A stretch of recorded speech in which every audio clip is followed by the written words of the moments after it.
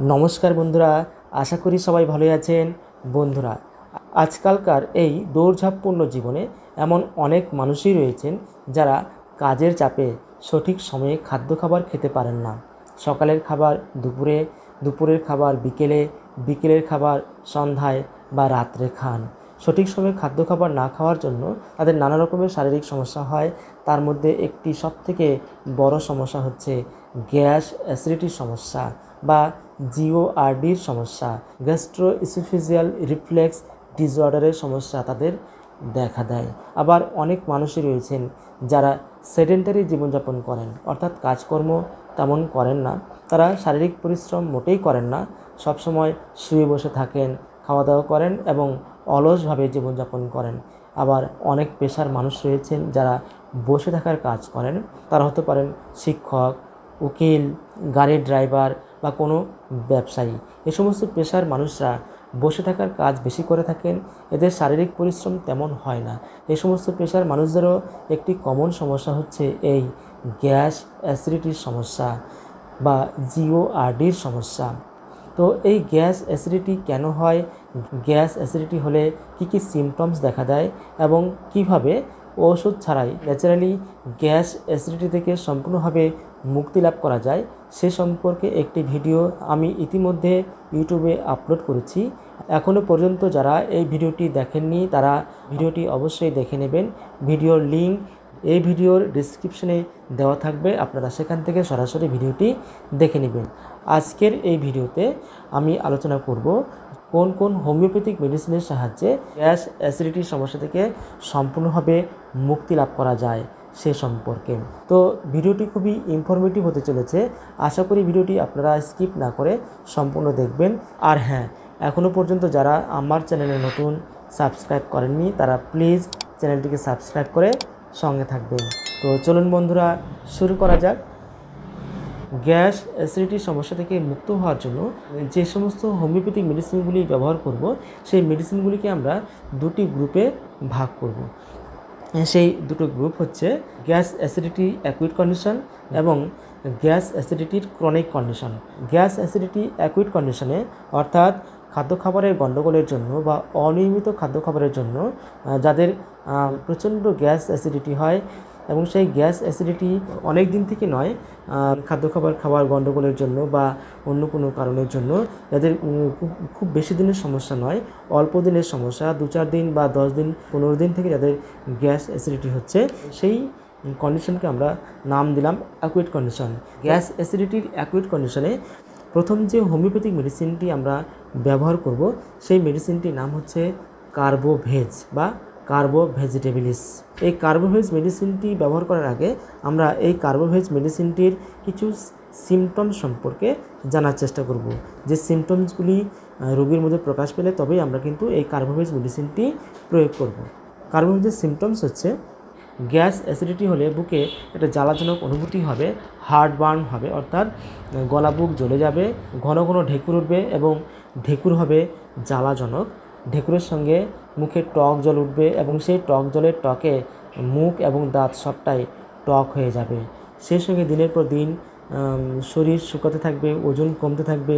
সেই সঙ্গে যাদের বড় কোনো অ্যাকুইট ডিজিজ হয়েছিল, যেমন অ্যাকুইট ফিভার বা জ্বর হয়েছিল, টাইফয়েড হয়েছিল, তারপর থেকে তাদের শরীর ভালো যাচ্ছে না, একটার পর একটা শারীরিক সমস্যা তাদের লেগেই রয়েছে এবং সেই সঙ্গে তাদের গ্যাস অ্যাসিডিটির সমস্যা রয়েছে। সেই সঙ্গে ফিজিক্যাল উইকনেস, অর্থাৎ শরীর খুবই দুর্বল থাকে, তাদের ক্ষেত্রে কার্বোভেজ মেডিসিনটি অত্যন্ত ভালো কাজ করে।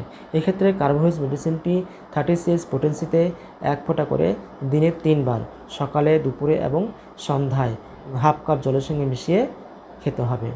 গ্যাস অ্যাসিডিটির অ্যাকুইট কন্ডিশনে দ্বিতীয় যে মেডিসিনটি সবথেকে ভালো রেজাল্ট দিয়ে থাকে, সেই মেডিসিনটি হচ্ছে রোবেনিয়া।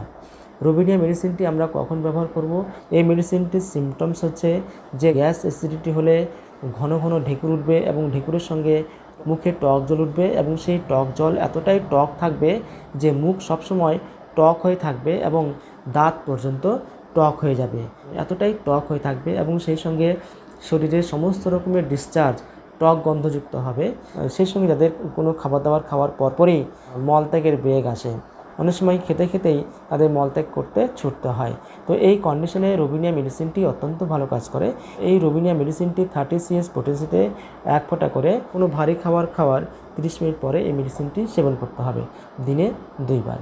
তৃতীয় যে মেডিসিনটি গ্যাস অ্যাসিডিটির অ্যাকুইট কন্ডিশনে সবথেকে ভালো কাজ করে সেই মেডিসিনটি হচ্ছে নাক্স ভূমিকা। এই নাক্স ভূমিকা মেডিসিন সম্পর্কে আপনারা অনেকেই হয়তো জানেন। এই নাক্স ভূমিকা মেডিসিনটি আমরা কখন ব্যবহার করব? যাদের কোনো ফ্যাটি খাবার খেয়ে, মাংস খেয়ে বা কোনো দুধের কোনো প্রোডাক্ট খেয়ে বা তেল মশলাদার কোনো খাবার খেয়ে, ভাজা পোড়া তেলে ভাজা কোনো খাদ্য খাবার খেয়ে যাদের গ্যাস অ্যাসিডিটির সমস্যা হয়, তাদের জন্য এই নাক্স ভূমিকা মেডিসিনটি ইনস্ট্যান্ট ভালো কাজ করে থাকে।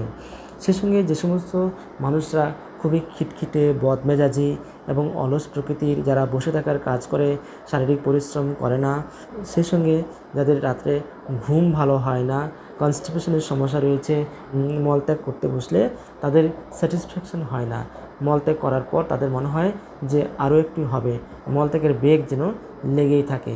তো এই সমস্ত কন্ডিশনে নাক্স ভূমিকা মেডিসিনটি অত্যন্ত ভালো কাজ করে থাকে। গ্যাস অ্যাসিডিটি অ্যাকুইট কন্ডিশনে আরও একটি মেডিসিন খুব ভালো কাজ করে থাকে। সেই মেডিসিনটি হচ্ছে একটি মাদার টিংচার, সেটি হচ্ছে অ্যাসাফিটিডা মাদার টিংচার। এই মেডিসিনটি তৈরি হয়েছে হিং থেকে। বন্ধুরা, আপনারা অনেকেই জানেন যে হিং কতটা উপকারী।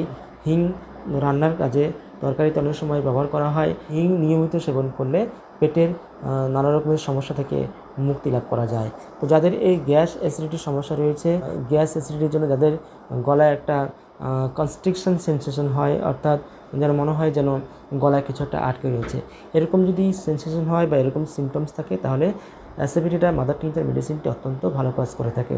তো এই গ্যাস অ্যাসিডিটির কন্ডিশনে বা গলায় কিছু আটকে আছে এরকম সেন্সেশন যাদের হয়, তারা এই অ্যাসিডিটিটা মাদার টিংচার ফর্মে 5 ফোঁটা করে হাফ কাপ জলের সঙ্গে মিশিয়ে দিনে 2 বার করে সেবন করবেন খালি পেটে। অ্যাকুইট কন্ডিশনে এই 4টি মেডিসিন সম্পর্কে আমি আলোচনা করলাম। এরপর আসি ক্রনিক কন্ডিশনে, অর্থাৎ দীর্ঘদিন থেকে যাদের এই গ্যাস অ্যাসিডিটির সমস্যা লেগে রয়েছে, 10 বছর, 15 বছর, 20 বছর বা তারও বেশি দিন ধরে যারা গ্যাস অ্যাসিডিটির সমস্যায় ভুগছেন এবং যাদেরকে নিয়মিত গ্যাসের বড়ি খেতে হয়, অ্যালোপ্যাথিক গ্যাসের ট্যাবলেট বা গ্যাসের বড়ি খেতে হয়, তাদের জন্য আরও বেশ কিছু হোমিওপ্যাথিক মেডিসিন আমি বলবো, যে মেডিসিনগুলো সেবন করলে আপনাদের সারা জীবন ধরে আর গ্যাসের ট্যাবলেট বা গ্যাসের বড়ি খেতে হবে না। আপনাদের গ্যাস অ্যাসিডিটির সমস্যা সম্পূর্ণভাবে দূর হয়ে যাবে। ক্রনিক কন্ডিশন কাকে বলবো? যে রোগ বা যে শারীরিক সমস্যাগুলি দীর্ঘদিন থেকে চলতে থাকে, অর্থাৎ 2 বছর, 5 বছর, 10 বছর, 15 বছর, 20 বছর ধরে যাদের কোনো শারীরিক সমস্যা চলে বা কোনো রোগে যারা ভোগেন, তাদের সেই রোগকে বলা হয় বা তাদের সেই কন্ডিশনকে বলা হয় ক্রনিক কন্ডিশন বা ক্রনিক ডিজিজ।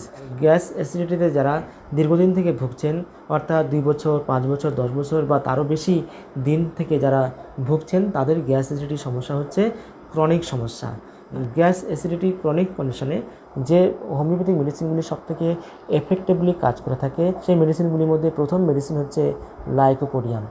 লাইকোপোডিয়াম মেডিসিনটি গ্যাস অ্যাসিডিটির জন্য অত্যন্ত ভালো মেডিসিন, কিন্তু লাইকোপোডিয়াম মেডিসিনটি কিছু নিজস্ব সিমটমস রয়েছে বা লক্ষণ রয়েছে, যে লক্ষণগুলি কোনো রোগীর মধ্যে প্রকাশ পেলে তবেই আমরা লাইকোপোডিয়াম মেডিসিনটি তার ক্ষেত্রে প্রয়োগ করব। লাইকোপোডিয়াম মেডিসিনটির সিমটমস বা লক্ষণগুলি হলো, যারা লাইকোপোডিয়ামের রোগী তারা মিষ্টি খেতে খুব পছন্দ করেন, তারা যে কোনো খাবার গরম গরম খেতে পছন্দ করেন, তারা শীত কাতরে হন, অর্থাৎ অল্পতেই ঠান্ডা সর্দি কাশি লেগে যায়, তাদের গ্যাস অ্যাসিডিটির সমস্যা বিকেলের দিকে বাড়ে, বিকেল 4টা থেকে রাত্রি 8টার মধ্যে তাদের এই গ্যাস অ্যাসিডিটির সমস্যা বৃদ্ধি পায়।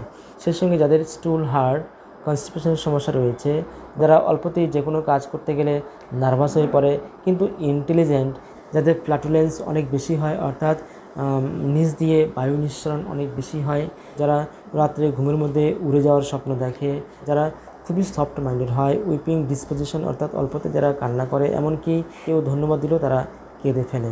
সেই সঙ্গে যারা অত্যন্ত কৃপণ স্বভাবের মানুষ, টাকা পয়সা বেশি খরচ করতে পছন্দ করে না, যতটুকু প্রয়োজন ততটুকুই তারা খরচ করে।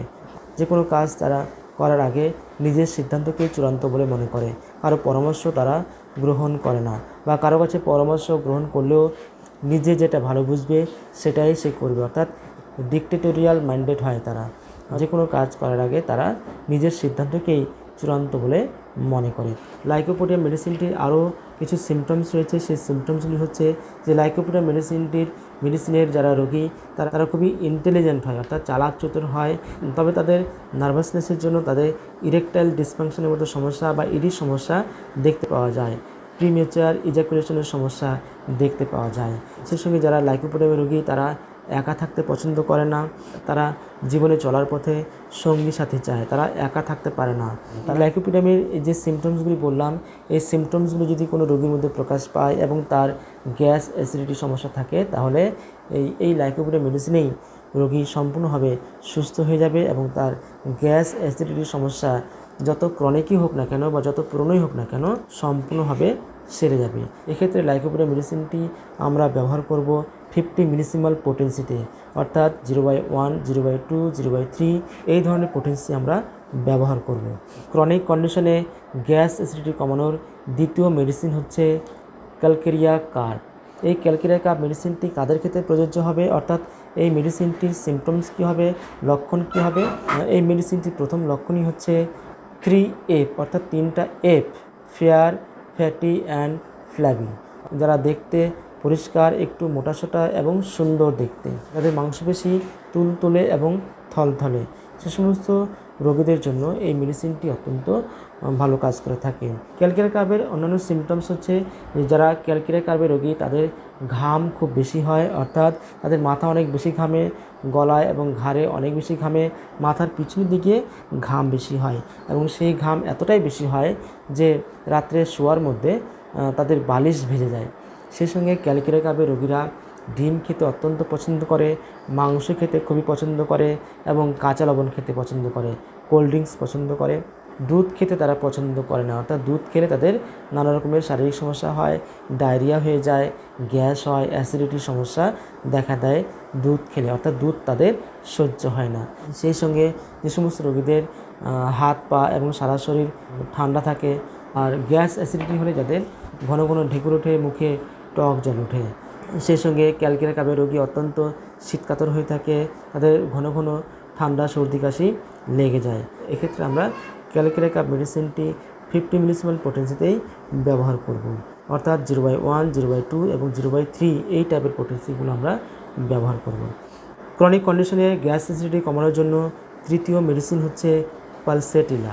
পালসেটিলা মেডিসিনে যারা রোগী তারা খুবই শান্ত স্বভাবের হয়, তারা কথায় কথায় কেঁদে ফেলে, এমনকি ডাক্তারের কাছে গিয়ে তাদের শারীরিক সমস্যার বিবরণ দিতে গিয়ে তারা কেঁদে ফেলে। আবার যারা পালসেটিলা রোগী তাদের রাগও অনেক বেশি, তবে রাগ অনেক বেশি থাকলেও তারা অল্পতেই শান্ত হয়ে যায়, তাদেরকে বোঝানো হলে তারা সঙ্গে সঙ্গে শান্ত হয়ে যায়, অর্থাৎ কনসোলেশন অ্যামুলেশন দেখা দেয়। যারা পালসেটিলা মেডিসিনের রোগী তাদের জল পিপাসা খুবই কম থাকে, অনেক ক্ষেত্রে জল পিপাসা মোটেই থাকে না। যে কোনো ফ্যাটি খাবার খাওয়ার তাদের খুবই ইচ্ছা, কিন্তু ফ্যাটি খাবার তারা সহ্য করতে পারে না। মাংস, তেল মশলাদার খাবার, ভাজা পোড়া ইত্যাদি স্পাইসি খাবার খেতে তারা খুবই পছন্দ করে। তারা কৃপণ স্বভাবের হয়, তারা সহজেই টাকা পয়সা খরচ করতে চায় না। তাদের মধ্যে নার্ভাসনেস দেখা দেয়, অর্থাৎ তারা অল্পতে নার্ভাস হয়ে পড়ে। যারা না শীত কাতর না গরম কাতর, ঠান্ডা গরম তাদের কাছে সমান মনে হয়, তাদের সর্দি কাশি মোটেই লাগে না। তো এই সমস্ত সিমটমসগুলি যদি কারোর মধ্যে প্রকাশ পায় তাহলে আমরা অনায়াসেই পালসেটিলা মেডিসিনটি ব্যবহার করতে পারি। বিশেষ করে ফ্যাটি খাবার খেলে শারীরিক সমস্যা হয় এবং তৃষ্ণাহীনতা, অর্থাৎ জল পিপাসা একদম না পাওয়া, এই দুটো সিমটমস মাথায় রাখতে হবে, তাহলেই আমরা পালসেটিলা মেডিসিনটি অনায়াসেই সিলেক্ট করতে পারবো। এখানেও আমরা পালসেটিলা মেডিসিনটি 50 মিলিসিমাল পোটেন্সিতে ব্যবহার করব। এই ভিডিওর লাস্ট মেডিসিন হচ্ছে সালফার। ক্রনিক গ্যাস অ্যাসিডিটি কন্ডিশনে সালফার মেডিসিনটি অত্যন্ত ভালো কাজ করে থাকে। এবার সালফার মেডিসিনটি কিছু সিমটমস বা লক্ষণ রয়েছে, সেই সিমটমস বা লক্ষণগুলি কী কী? যাদের চর্মরোগ চাপা পড়ার ইতিহাস রয়েছে, অর্থাৎ সাপ্রেশন অফ স্কিন ডিজিজের সমস্যা রয়েছে, তারা প্রচুর মলম লাগিয়ে তারা স্কিন ডিজিজকে বা চর্মরোগকে চাপা দিয়েছে, তাদের জন্য এই সালফার মেডিসিনটি প্রযোজ্য। এবার সালফার মেডিসিনে যারা রোগী তারা নোংরাভাবে জীবনযাপন করে, পরিষ্কার পরিচ্ছন্ন তারা থাকে না, তারা ঘরে জিনিসপত্র গুছিয়ে রাখে না, জিনিসপত্র এলোমেলোভাবে ছড়িয়ে ছিটিয়ে থাকলেও তাদের কিছু এসে যায় না। যারা সালফারের রোগী তাদের হয় খুব বেশি খিদে পাবে, আর না হলে খিদে মোটেই পাবে না। এই সালফারের রোগীরা নিজেকে পণ্ডিত বলে মনে করে। সালফারের রোগীরা যতটা জানে তার থেকে বাড়িয়ে বাড়িয়ে অনেক বেশি বলার চেষ্টা করে। এরা বড় বড় স্বপ্ন দেখে, তারা বড় কিছু হওয়ার স্বপ্ন দেখে, কিন্তু সেই স্বপ্নকে পূরণ করার মতো কোনো চেষ্টা তারা করে না। যারা মিষ্টি খেতে খুবই ভালোবাসে, সেই সঙ্গে মাংস খেতে পছন্দ করে, সেই সঙ্গে যারা অ্যালকোহলিস্ট মদ্যপান করতে পছন্দ করে, সেই সঙ্গে প্রচণ্ড অলস, কাজকর্ম করতে চায় না, সেডেন্টারি জীবনযাপন করে, সেই সঙ্গে যাদের পাইলসের সমস্যা রয়েছে, যাদের পাইলস থেকে প্রচুর পরিমাণে ব্লিডিং হয়, তাদের জন্য এই সালফার মেডিসিনটি অত্যন্ত ভালো কাজ করে। শরীর থেকে প্রচণ্ড ঘাম হয়, ঘামের দুর্গন্ধ থাকে, তাদের গ্যাস অ্যাসিডিটি হলে পেটে, বুকে এবং গলায় বার্নিং সেন্সেশন হয়, অর্থাৎ জ্বালা করেন, তাদের ক্ষেত্রে এই সালফার মেডিসিনটি অত্যন্ত ভালো কাজ করে থাকে। তো এই ক্ষেত্রে আমরা সালফার মেডিসিনটি কত পোটেন্সিতে ব্যবহার করব? অবশ্যই 50 মিলিসিমেল পোটেন্সিতে আমরা এই সালফার মেডিসিনটি ব্যবহার করব, কারণ সালফার মেডিসিনটি হাই পাওয়ারে সেবন করা যায় না, এতে অ্যাগ্রাভেশন হয়। ওই জন্য লো পাওয়ারে অর্থাৎ 50 মিলিসিমেল পোটেন্সিতে আমরা এই মেডিসিনটি ব্যবহার করব, অর্থাৎ 0/1, 0/2, 0/3 এই টাইপের পোটেন্সিগুলো আমরা ব্যবহার করব। এবার আমি এই ক্রনিক কন্ডিশনে যে 4টি মেডিসিনের কথা বললাম, লাইকোপোডিয়াম, ক্যালকিরেকার, পালসিরেলা এবং সালফার, এই মেডিসিনগুলি আমি 50 মিলিসিমেল পোটেন্সিতে ব্যবহার করতে বলেছি। আপনারা চাইলে সেন্টিসিমেল স্কেলেও ব্যবহার করতে পারেন, অর্থাৎ 30 CH, 200 CH, 1M, 10M, 50M, CM ইত্যাদি পোটেন্সিতেও আপনারা ব্যবহার করতে পারেন। সেক্ষেত্রে এই সেন্টিসিমাল পোটেন্সিগুলো ব্যবহার করার কিছু নিয়ম রয়েছে। তো ভিডিওটি আপনাদের কেমন লাগলো? আশা করি ভিডিওটি আপনাদের ভালো লেগেছে। যদি এই ভিডিওটি আপনাদের ভালো লেগে থাকে তাহলে ভিডিওতে একটি লাইক করে দেবেন, চ্যানেলে নতুন হয়ে থাকলে সাবস্ক্রাইব করে দেবেন। আজকের মতো এখানে শেষ করছি। আপনারা অনেক অনেক ভালো থাকবেন। বাই।